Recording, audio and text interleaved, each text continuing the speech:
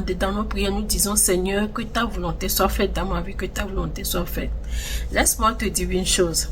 La volonté de Dieu, ou bien le chemin par lequel Dieu passe pour accomplir sa volonté, est des fois amer, est différent de ce que nous imaginons. Lorsque nous prions, nous demandons à Dieu de faire sa volonté dans nos vies.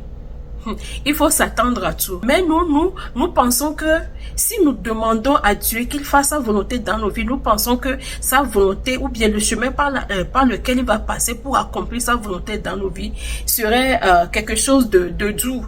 Mais c'est pas ça.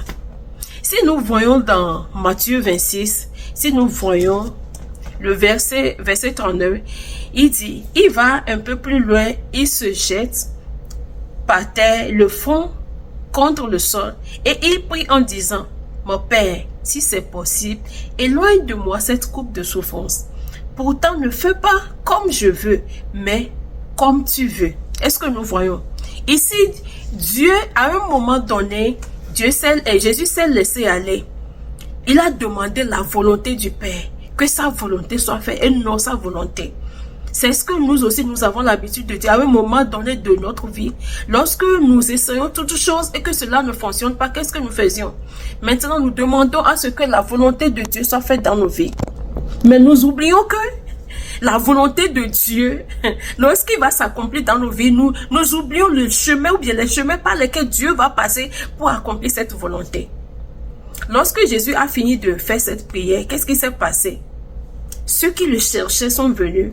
Ils l'ont attrapé. Tout ce qu'il a traversé, tout ce qu'il a, les insultes, les bastonnades, tout ce qu'il a traversé, la honte et autres, c'est la volonté, c'est le chemin par lequel Dieu voulait passer pour accomplir sa volonté dans sa vie.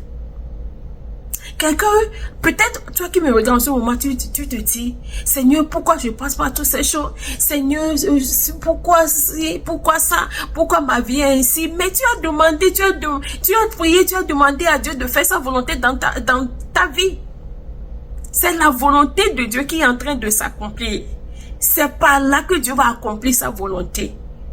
Nous pensons que la volonté de Dieu ou bien le chemin par lequel Dieu va accomplir sa volonté serait juteux, serait quelque chose quelque chose qui va nous apporter la paix. Non. Dieu, son chemin pour accomplir sa volonté est souvent différent de ce que nous imaginons, est souvent différent de ce que nous pensons, est des fois douloureux. Nous voyons la vie de Joseph. J'ai l'habitude de parler de Joseph parce que il y a beaucoup de leçons à tirer de tout ce que Joseph a traversé. Il y a beaucoup de leçons dedans. Nous voyons tout ce que Joseph a traversé. Ses propres frères l'ont vendu. Il a tellement souffert. On a menti en son compte. Il a été en prison. Tout cela, c'est le chemin par lequel Dieu passe pour accomplir sa volonté. Aujourd'hui, nous voulons que la grâce de Joseph soit sur nos vies. La grâce de qui? La grâce de ceci, la grâce de celui-ci. Mais est-ce que nous savons ce que ces personnes ont traversé? Est-ce que nous savons ce que ces gens ont traversé jusqu'à ce que aujourd'hui nous voyons leur gloire, nous envions leur gloire? Avant que Jésus ne soit le roi des rois, avant qu'aujourd'hui tout le monde adore Jésus, il a passé par des choses insupportables. Mais regarde ce que toi tu traverses aujourd'hui. On ne peut même pas comparer ce que tu traverses à la souffrance de Jésus. Mais nous abandonnons Dieu. Nous crions que Dieu nous a abandonnés.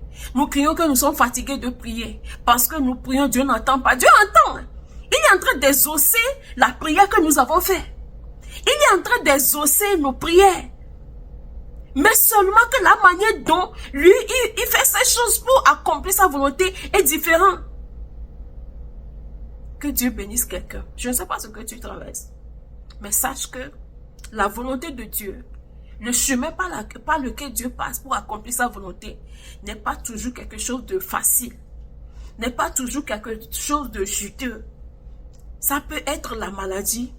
Ça peut être des trahisons. Ça peut être n'importe quelle souffrance. Mais dans toutes ces choses, Dieu est dedans. Est-ce que Dieu a abandonné Jésus? Non. Est-ce que Dieu a abandonné Joseph? Non. Après toutes ces souffrances, Joseph a été nommé premier ministre et tout le monde crie aujourd'hui Joseph, la grâce de Joseph.